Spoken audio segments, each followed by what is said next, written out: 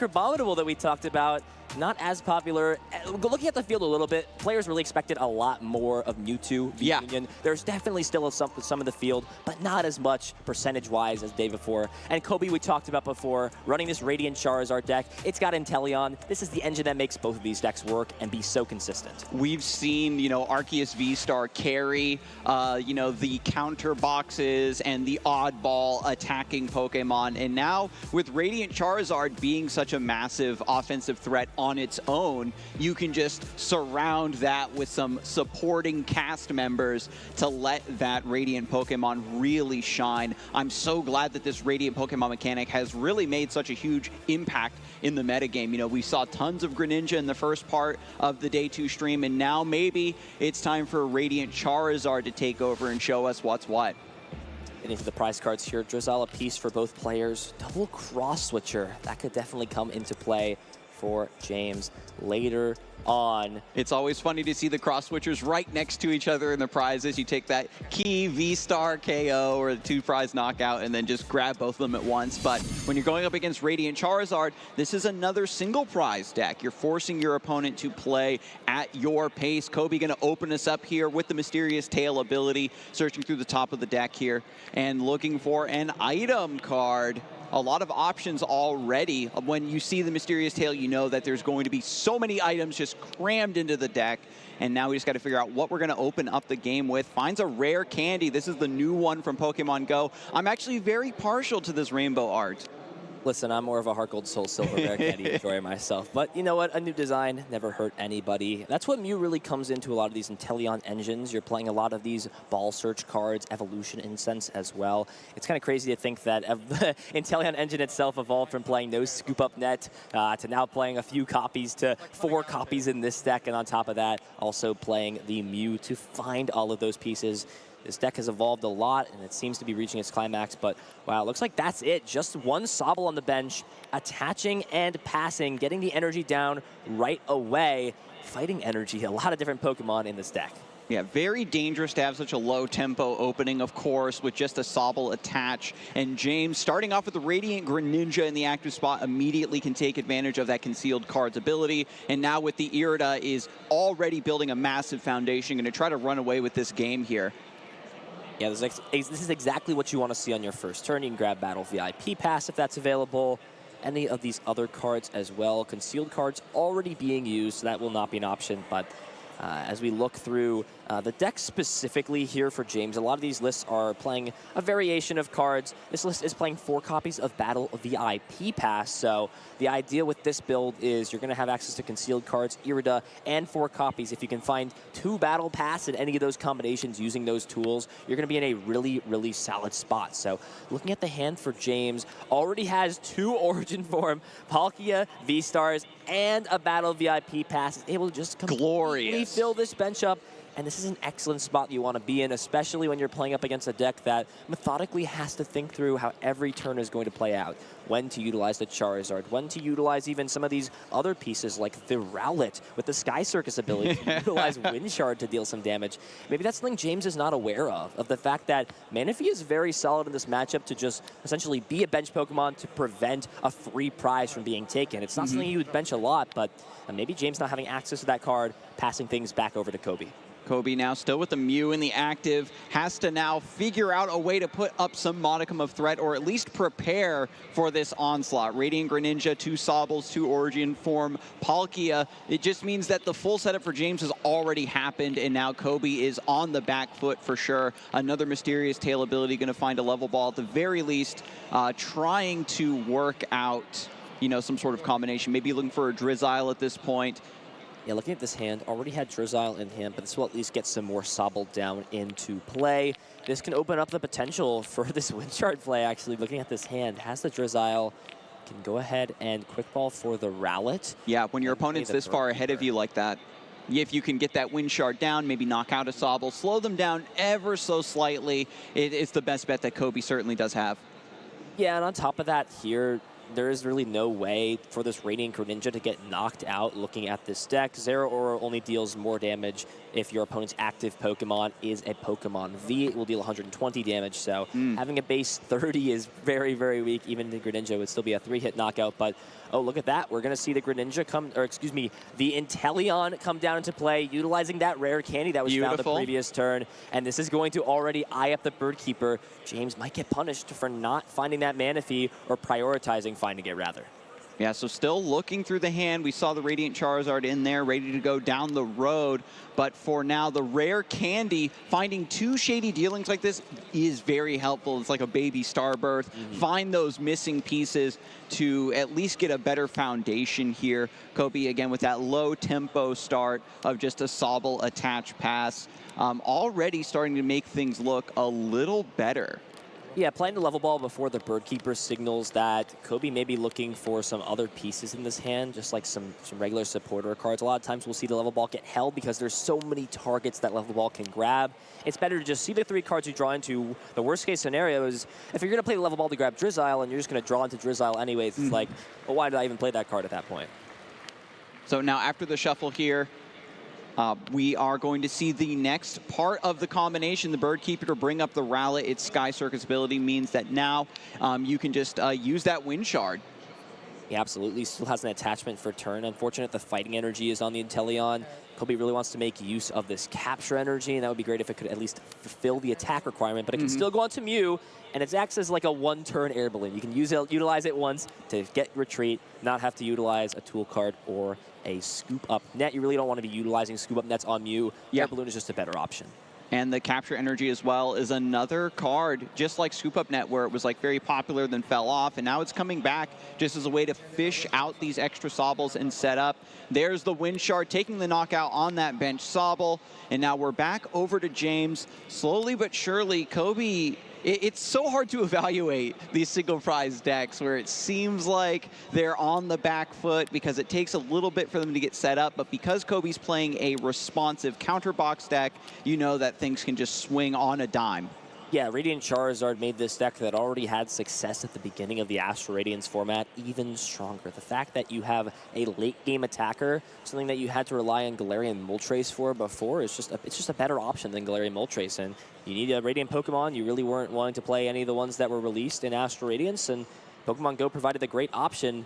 Looking over at the hand for James, playing the Melody to accelerate the energy onto the Palkia. Big find for Cobi on that last turn, was able to get the Manaphy so that the bench Pokemon cannot be knocked out via a Moonlight Shuriken, and this means that James most likely is going to be forced to target down this Rowlet unless he decides to go out and look for some cross-switcher pieces. But nope, just going to go ahead and find Capacious Bucket. Still possible, though, due to the power of concealed cards. Once you start thinning through the deck, you're just setting up for future turns. And you really love to see it, right? When you know that your players are still keeping everything in mind. They aren't getting too psyched out about, oh, the Radiant Charizard, is it coming? What is my opponent up to? Still focusing very much on his own game plan. James is sequencing beautifully here. But now with the Palkia V-Star in play, we're going to have access to that Star Portal. So we're going to have a little bit more flexibility and threat potential. If this Manaphy is maybe chased down, then suddenly Cobi is under threat of that Moonlit Shuriken, finding a couple more knockouts. Yeah, there's some easy ways to bring back the Manaphy. If Cobi really goes after, if James goes after it, it's not a bad play. You just also have to be thinking about the backbone of the engine. Sometimes we'll see these players target down the Inteleon engine pieces like the Drizzile as aggressively as possible. That's a good way to slow things down. That in combination with Roxanne Cross-Switcher is good. But yeah, it feels really bad to take a knockout on Rowlet when you'd rather be knocking out any other Pokemon on your opponent's board.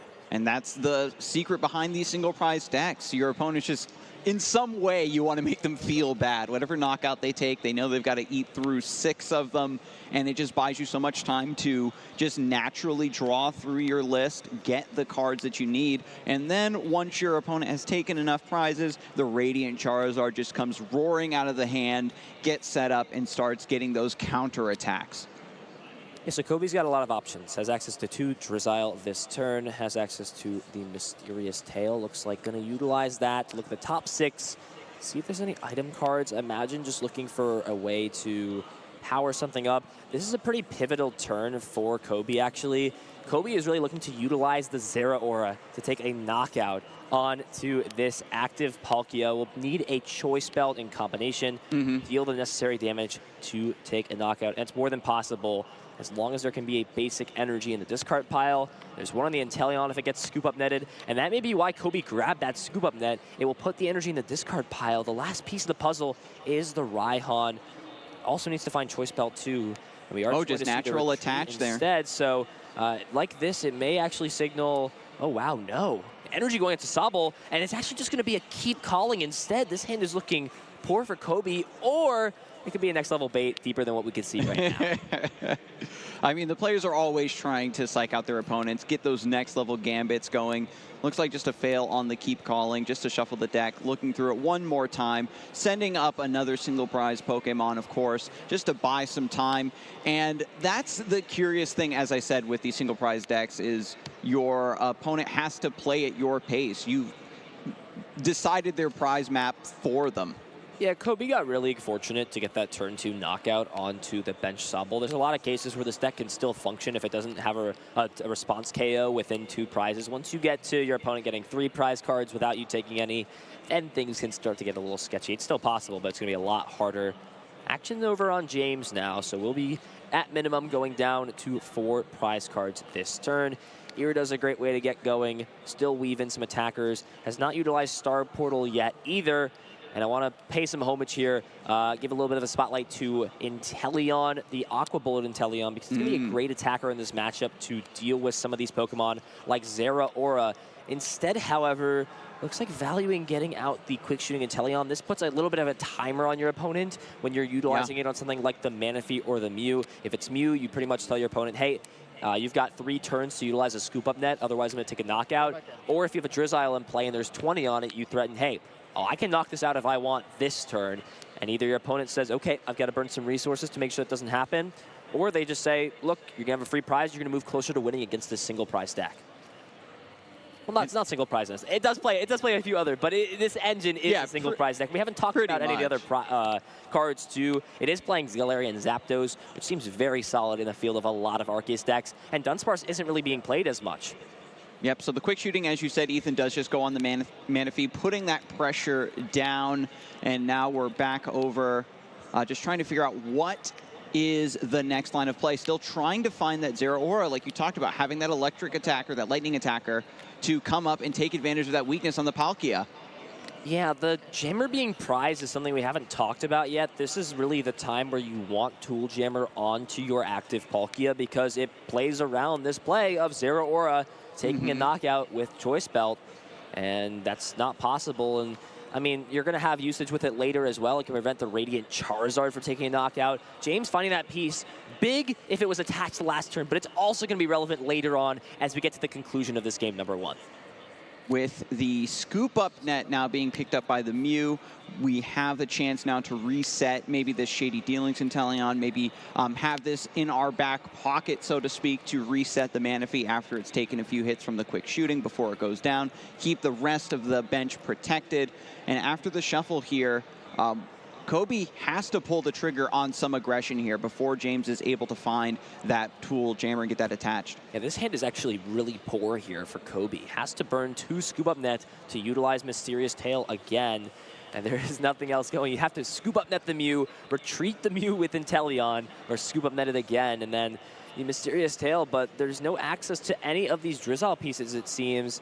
It looks like just has 2 Shady Dealings Inteleons in the hand. They look so similar with the background, it's hard to really differentiate them at times. Yeah, so here we go, quick ball, gonna get rid of the Magma Basin, looking through the deck once more, gets a Snorlax out of here, another member of this motley crew, trying to find a Gourmandize to just draw even more cards. I don't know if you can thin down enough, though, Ethan. The hand looked pretty full to me. Yeah, even if the hand wasn't being thin, taking a turn off to Gourmandize when your opponent's already taken 2 prize cards is really a sign of a lack of pressure and setup when you're board positioned. You only have a single Sobble to use next turn. You can burn the scoop up net, but you really want to be utilizing that the next turn to make it even harder for your opponent to take the knockouts on Manaphy down the line. You've now already burned a few scoop up nets, and you're doing this all what? To Gormandize for a few cards? It just feels like if you're Cobi here, maybe after next couple of prize cards, we've seen how detrimental ties can be. You might have to start thinking, nothing is going my way at this point. I'm not finding any of the pieces I need.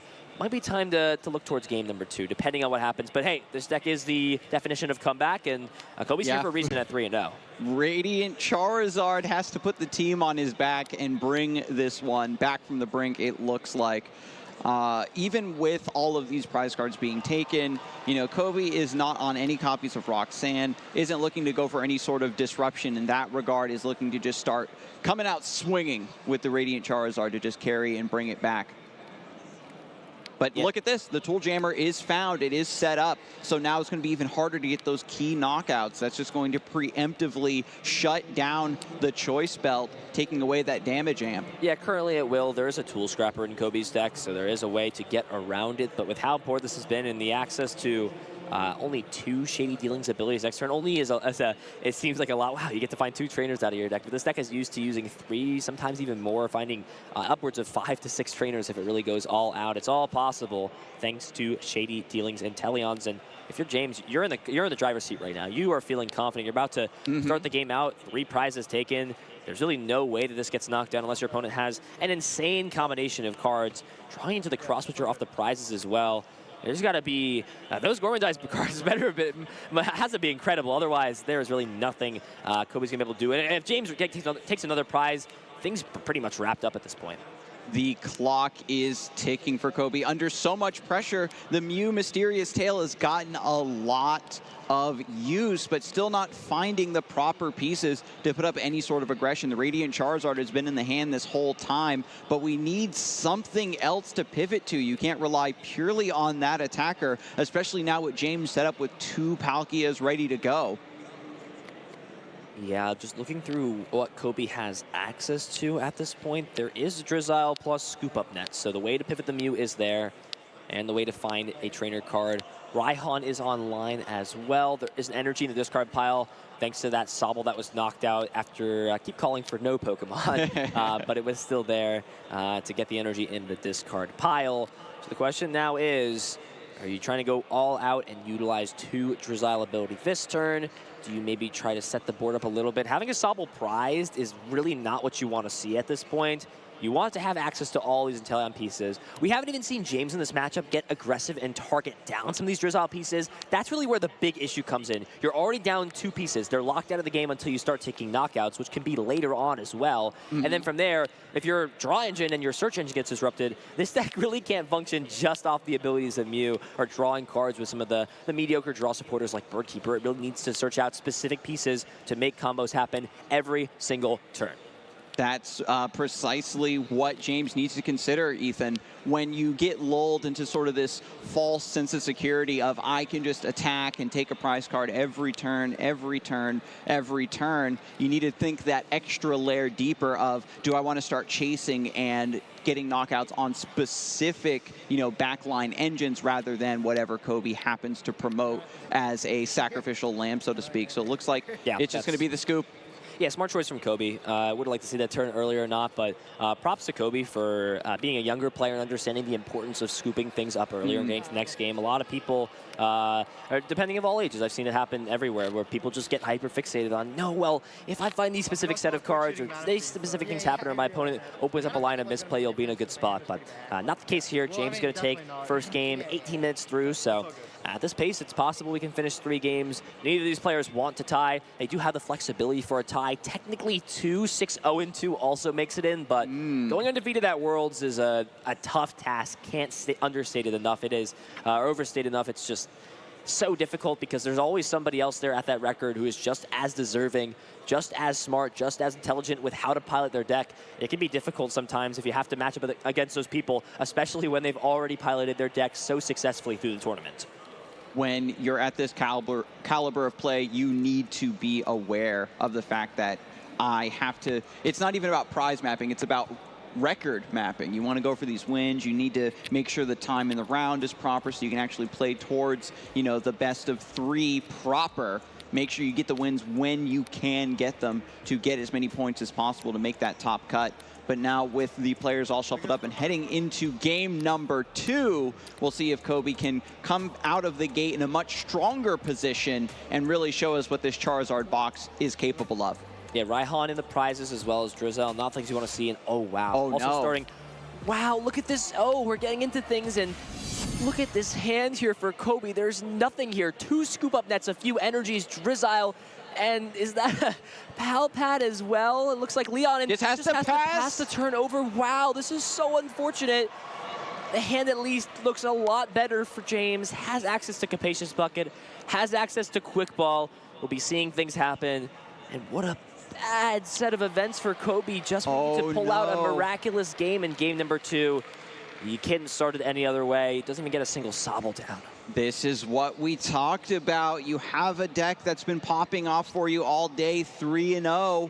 And when you are trying to run a list that can counter everything, is made of so many disparate pieces, when the chips are down, sometimes you can't find what you need. Also, starting off with the Radiant Charizard in the active, this is your late game carry that comes down after the game has progressed to a certain state that you want it to have it in the opening active like this. It's very vulnerable now to get taken down. Even though you can bring it back, this is still a huge blow, especially with Cobi not able to bench anything. James, fortunately, isn't going to be able to do any like shenanigans here to get the turn 1 knock, but it is already off to a very, very bad start for Cobi. Yeah, looks like finding has the heavy ball in hand off that concealed cards and Irida. Wow, this is the exact setup you want to see. Can get the Sobble and the Battle VIP pass to get down.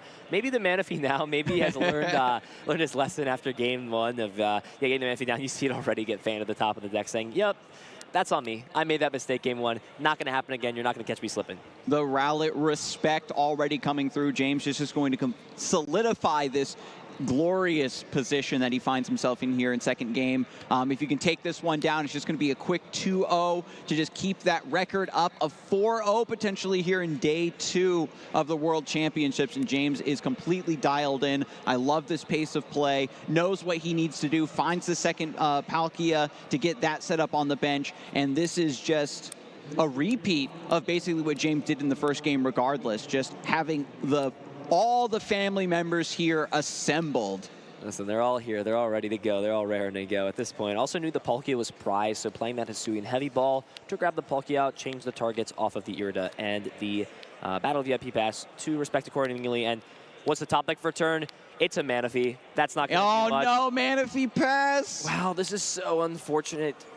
This is what you hate to see. Your deck just falling apart when you need it the most, unable to get anything going. And action's just back on James. Can run away with this. Has concealed cards, has access to Drizzile now, Irida as well, and Palkia off the concealed cards. Couldn't maybe find a better 2 cards off that. It's all coming together for James. The huge momentum of just having that Irida Battle VIP pass. This is what the Palkia decks are built around. This is what they're built to do. And it's just a perfect showcase of why this deck is so strong, why so many players brought it to Worlds. And even though Cobi is in bricking right now, let's call it what it is. This is the sort of setup that any deck would fear.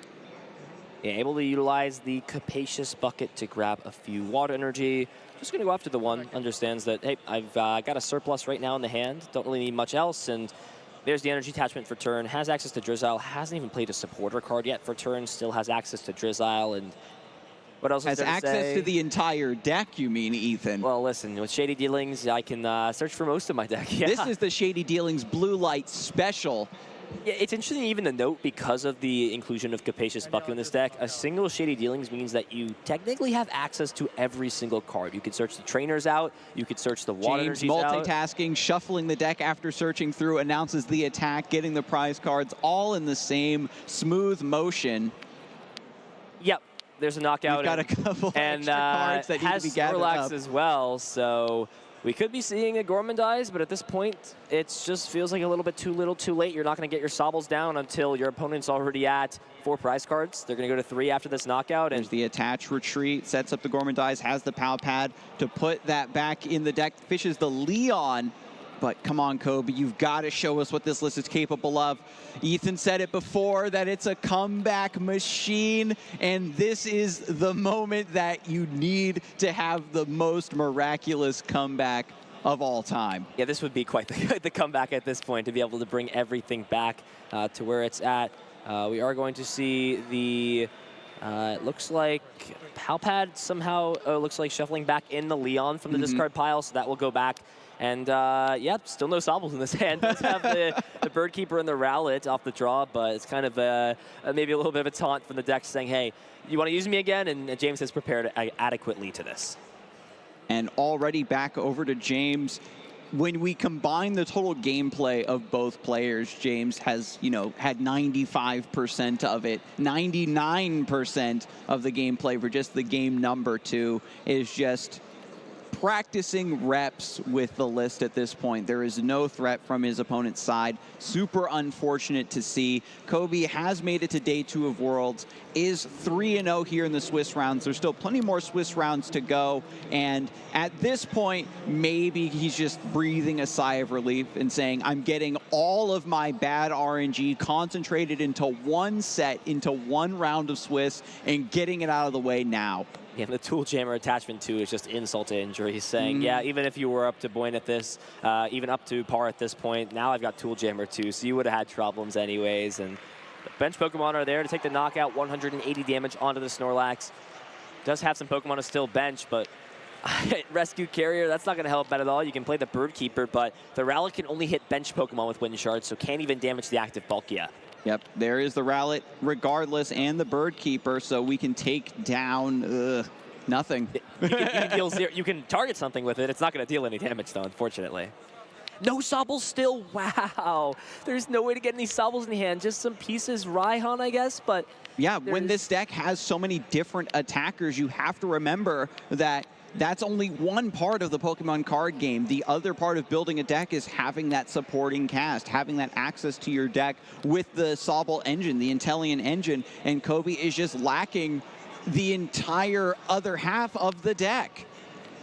Yeah, just James doesn't even have to do much. At this point, as long as you just continuously get energies down into play, you are in an excellent spot to just stay ahead. No Sobble still at this point. James is going to be free to run away, do everything. There's no comeback mechanic cards in this deck. Nothing like Marnie or Roxanne, exactly. Either. There's no even ways to discard or disrupt the hand rather in any way. So there's the James knockout. is free. Yeah, James is free to build this up, take the knockout. What's the top deck? It's a capture energy. Finally, you can get Sobbles into play, but at this point, it just feels like it's so little, and it's also. We're like 4 turns into the game at this point. It's way too late to be getting Sobbles into play right now. You get the Sobble down, and it's just going to get KO'd, I imagine, before it can even have a chance of evolving. Manaphy with the 4 damage counters on it, thanks to, you know, the quick shooting Intellion just putting in a lot of work. Cobi going to still try to hang in here. You know, this is game number 2. Cobi has to struggle with all of his might to drag this out to a game 3. Still 23 minutes left on the clock. There's no chance of this going to a tie. James is just tightening the net here and closing in on victory. Yeah, even looking at this hand, Raihan into Sobble. Let's just find another Sobble. Eyeing up the Zera Aura, so it does have that potential as well. I mean, yeah, retreating into Sobble, and we're just going to see a pass over to James. And this is just, yeah, we're just going to see keep calling as well, actually. So keep calling before the pass over, and right away, James is like, I'm going to play Irida. I'm going to go ahead and find this piece here, the scoop up net, and yeah, the game is over at this point here. Yeah, because you have the double, go ahead and double recycle retreat. with the quick shooting. Double quick shooting, knock out the Manaphy, and there's 3 energy in the discard pile. Star Portal, V-Star Power, going to take the last 2 prizes. James Cox going to go ahead and advance to 4-0 with Palkia V-Star. It's no surprise to anybody this deck has been as dominant as it has been so far. One of the most powerful V-Star Pokemon we've received, and one of the most powerful Pokemon we've ever had in the history of the Pokemon trading card card game. Yeah, when you have a deck that is capable of so many different plays, that was just a beautiful showcase of what the deck can do when the opponent is not putting up threat, right? That was just like a fancy demo of, oh, look at this other cool combo that you don't get to see very often, is recycling the quick shooting in Inteleon to get access to that ability twice more. And then also the Moonlit Shuriken combo on top of that. That's a combo that we've seen multiple times throughout yesterday and today, but combining that with the quick shooting Inteleon was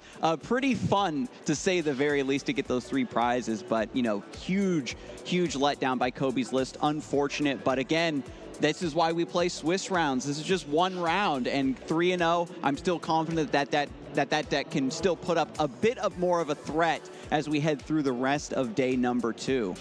You have to feel for Cobi at that point. It really is unfortunate when your deck doesn't draw the way it wants to. You know it can function. You wouldn't be playing a deck like this if this is what it did every round. In fact, you wouldn't be at 3-0 if your deck didn't function that way. But again, it's part of variance. It's part of the Pokemon trading card game. It's how things work out. And Cobi is not out of it by any means. Going to go into this round at 3-1, going into round number 5.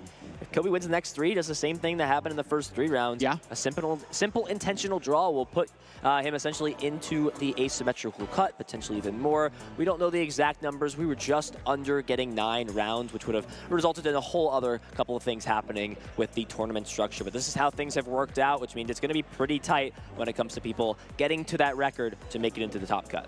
When you play a deck that's just a responsive toolbox, counter box, of course you're going to have these non-games where you can't even get off of the ground. The Sobbles were just MIA, and I think when you consider the variance, right? That's just something that you have to accept. I talked about it a little bit yesterday, Ethan, where you've got to hold that. You've got to accept, you know, those bad matchups, that bad variance. It's just knowing that the highs and lows is really what you're after here. When your opponents are the best in the world, you need a deck that every deck can low roll, is what you think to yourself. So I might as well play a deck that has the highest of highs so that I can just get almost, for every bad free loss, I get a couple perhaps free wins. Yeah, it's that trade-off always. Again, you're going to be on the higher spectrum where it comes to your drawing well. You're getting everything you want to do. You're in a perfect position. And then you're also going to have the opposite side where you're not finding the pieces that you want to find. And that's part of the Pokemon trading card game. I've played tons of hands and tons of games and gone to tournaments where my deck feels like it's the best in the room and I'm able to win games convincingly. And there's times where you go to your first couple of rounds and you just get there and you're like, my deck is not functioning at all. It's the payoff you make. It's the trade-off for the Pokemon trading card game. Everyone has those experiences. You just hope, you hope that that doesn't happen to you at the biggest stage of your entire year of playing Pokemon, the World Championships. It's better for a game like that to happen here in the Swiss rounds for sure, and not when you've already put in so much work to maybe make that top cut and then just have a game where you don't have that agency as a player. I think that that's the biggest downside of a game like that, is saying there's nothing I could have done differently and it was just my destiny to lose that game. But as I said, the recovery of having a few more Swiss rounds as a buffer